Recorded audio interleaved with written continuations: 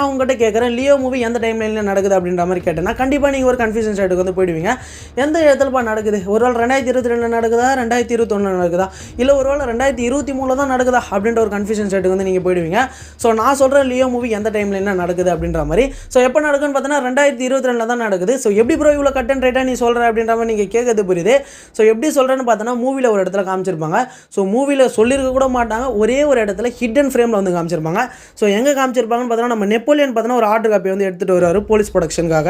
So பார்த்திபனும் பார்த்தோன்னா அந்த copy எடுத்து வாங்கி படிப்பார். ஸோ அப்போ பார்த்தோன்னா ஒரு ஃப்ரேமில் வந்து காமிச்சிருப்பாங்க 2022 அப்படின்ற மாதிரி. ஸோ அந்த பேப்பர்லையும் பார்த்தோன்னா மென்ஷன் பண்ணியிருப்பாங்க பெட்டிஷன் ஃபார் போலீஸ் ப்ரொடக்ஷன் அப்படின்ற மாதிரி. ஸோ இன்னுமே எக்ஸாக்டாக சொல்லணும்னா அந்த இமாச்சல்ன்ற வேர்டு கீழே பார்த்தோன்னா 2022 அப்படின்றத பார்த்தோன்னா மென்ஷன் பண்ணியிருப்பாங்க. ஸோ இந்த மூவிலே பார்த்தோன்னா ஒரே ஒரு இடத்துல தான் மென்ஷன் பண்ணியிருப்பாங்க. ஸோ அதுவுமே பார்த்தோன்னா இந்த ஆர்டர் காப்பியில் தான் மென்ஷன் பண்ணியிருப்பாங்கன்னே சொல்லலாம். ஸோ இதை வச்சு தான் சொன்னேன் லியோ மூவி 2022 தான் நடக்குதுப்பா டைம் லைன் படி அப்படின்ற மாதிரி. ஸோ அது மட்டும் இல்லாமல் லியோவுடைய